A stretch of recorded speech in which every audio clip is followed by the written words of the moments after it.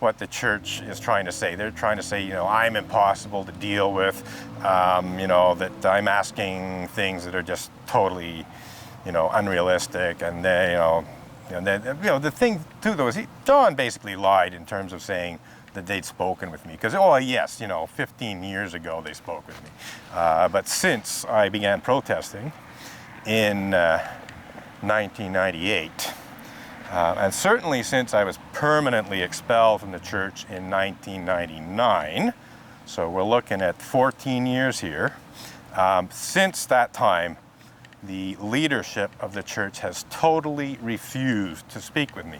So he's not outright lying, but he's basically distorting the truth. He's misleading the police in terms of the church's efforts to settle this. So that's that. They've literally refused. And as I said to the police in French, you know, in the last several years, verbally, when a leader of the church has passed me, you know, usually the president, I've said on many an occasion that I am prepared to suspend this protest for a minimum of 2 months, as long as they agree to sit down and talk with me towards the end of resolving this conflict. But they don't want to do that, because they just don't want to admit any wrongdoing on their part. They want to pretend that they've done absolutely nothing wrong, you know, that I am being unreasonable, and so on. When in fact, I've actually been eminently reasonable throughout this, in many cases. You know, when I first complained about the anti-religious intolerance and bigotry of Reverend Ray Drennan, all I wanted was a retraction of his insulting and defamatory words, and a apology that you know, looked sincere and you know, covered all the bases, and that never happened. You know, I didn't even ask for any disciplinary action against Drennan beyond an apology that was public. You know, so they're saying I'm being unreasonable. Well, I don't think so. In fact, they're the ones that are being unrealistic, you know, and I can prove it. You know, they're unrealistic in throwing me out of the church thinking that's going to solve the problem.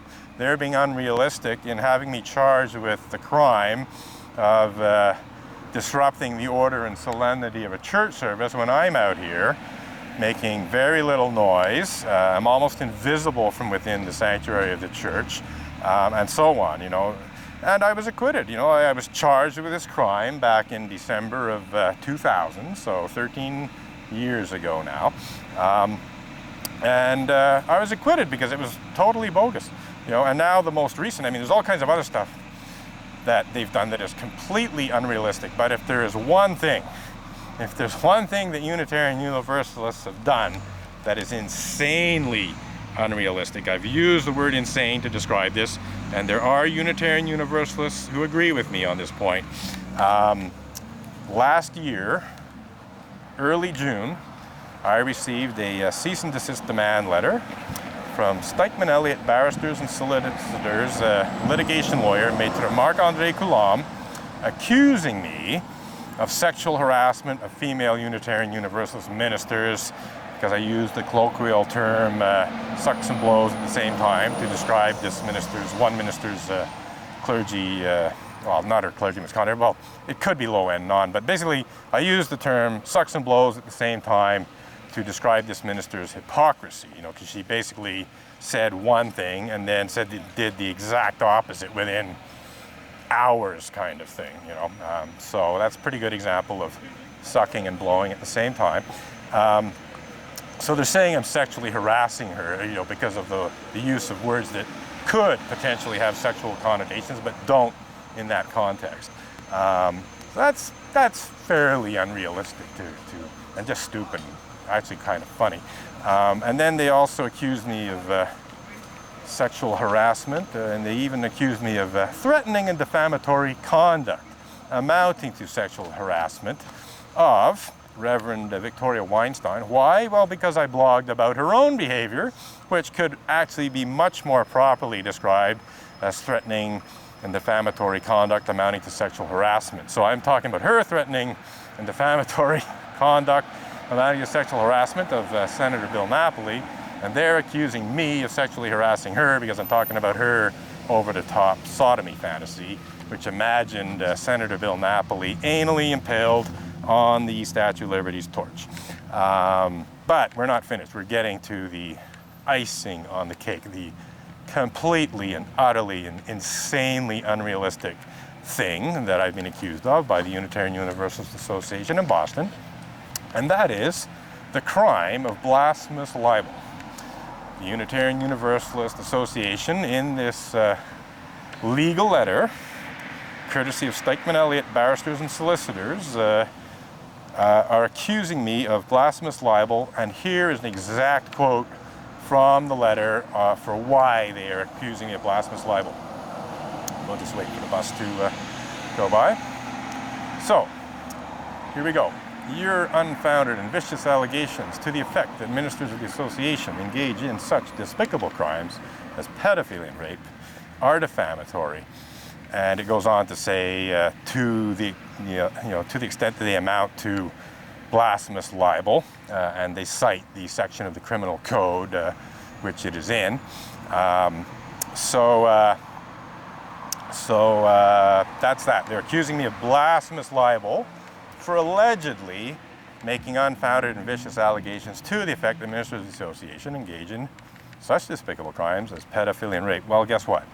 You know, the key word in all that legalistic bluster, good morning, is unfounded. You know, the few cases of rape and pedophilia that I spoke about were by no means unfounded. They were well-documented cases. The people that I spoke about, who I described, as rapists, were people who were convicted of rape and spent time in jail for rape. And one of them was, in fact, a pedophile rapist. He, good morning, he raped preteen children and was convicted of it. So much for... What are the signs for? I'm protesting two main issues. Okay. One of them is prejudice and bigotry. Okay. And the other one is clergy misconduct. Are you protesting against Unitarians? I'm protesting against bad behavior by Unitarians. I'm not protesting against the religion. What kind of bad behavior? Well, as I said, prejudice and bigotry on the part of some members of the religion, church. Like, what's an example? Well, do you know that a certain number of Unitarians are atheists? Yeah. Yeah. Some of those atheists, not all of them, are intolerant of people who believe in God, and especially Christians. So there's but Unitarians are accepting to Christians. No. They claim that. They claim all kinds of wonderful stuff, but Roman Catholics would never molest a child, would they, according to their claimed beliefs, right? Yeah, but no. But that's what I'm getting at is we're talking hypocrisy here. Yes, they claim all this wonderful stuff, but then they don't do it. And when they do break their claimed ideals, and you call them on it, they go after you for calling them on it. Yeah, it's true. So basically, yeah. But that's like a generalization. Has it happened often, or is it just like... The anti-religious intolerance and bigotry that I'm talking about is quite common. Yeah. Down south of the border, there's also a lot of anti-Republican bigotry. Like, it's all right to criticize Republicans for their bad behavior and so on, but some of them go too far where it extends into actual bigotry. And then, the clergy abuse thing, there is clergy sexual abuse. Actually, at Unitarian? Yes. Really? In fact, yes. See, it depends what you mean by, when you say clergy sexual misconduct or clergy abuse, people might immediately think pedophilia and so on, but it actually, it can be things like, having an affair with a congregant and so on. So if you think in those terms, you think in terms but of... that's not sexual abuse. Oh, yes, it is. It's misconduct by the minister. A minister should not be having an affair. Yeah.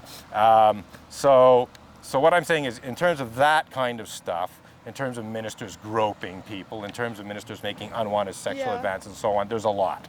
Yeah. In fact, statistics are that about half of the ministers half of the congregations have had it, and some have had it several times over. And the thing is when it happens, like many other churches, they don't deal with it properly. They basically whitewash the minister, send the minister to a different congregation, and then they go after the whistleblowers. Yeah. So that's what I'm protesting against. Okay. It's unfortunate. They don't but, mind that you're here? Oh, they just have the police here. Oh, really? Oh, yeah, they've had me. They're actually right now accusing me of criminal bullshit. So. What? Oh, there you go. It's bullshit. And nothing will come of it. I've seen you here. So have you been here last year too? I've been here for 15 years. So. Yeah, I've seen you here a lot. I never really understood what you were protesting. Yeah. No, those are the main. There's other stuff too. I'm actually protesting the fact that they misuse the law. You know, legal bullying, perversion of justice, because they've actually tried to use the criminal code to get rid of me already in the past. They were unsuccessful because it was ridiculous. They accused. There's a law that says you cannot disrupt a church service. So, okay, fine, yeah, But you you're cannot. not disrupting the church. Exactly. That's it. It's like I'm out here, I'm not making noise, you can't even see me. But they tried to use this law to shut this down. Are you an atheist? No. What are you? I'm the exact opposite. Are you? I believe in God. I even claim a religious experience. And that's where this thing started, because I was trying to explain my religious experience to the hardcore, intolerant atheist minister. Not this one, but the one before. Isn't that what Unitarians are about, being tolerant? They're supposed to be. That's what I said. What they How claim. come they were intolerant of you? Because people don't always practice what they Yeah. preach. True. So anyway, I was trying to explain an interreligious event that I'd organized, and a quite strong religious experience that I had. This minister in the meeting with me, when I'm talking about the interreligious event, which was actually very successful, and atheists were invited to give their point of view, although they didn't participate in the first one. But what was special about that one is I was able to have pagans with Muslims and Christians and so on. That was very difficult to achieve, but I brought them in, and the people that agreed to participate were accepting of that. So that was quite special, that I was able to have pagan participation. Atheists could have participated, but chose not to. Anyway, when I'm discussing this with this previous minister, he interrupts me as I'm explaining. He says, "You mean your cult?" How could he call? He can't, but he did. Yeah. He did. And when he did that, I said, "Well, what do you mean by cult?" I know a lot of people accuse Unitarians of being a cult. Yeah. So this is sort of He's the probably opposite just really tack. defensive. I don't know. Oh yeah, he's definitely. A lot of them are very defensive, very insecure actually. A lot of them. Anyway, Well, he can't say something like that. he can, and he did. And when I complained about it, the church here just blew it off, pretended he'd done nothing wrong. The head office in Boston, where they have their main, national, international office, they actually said, and this is an exact quote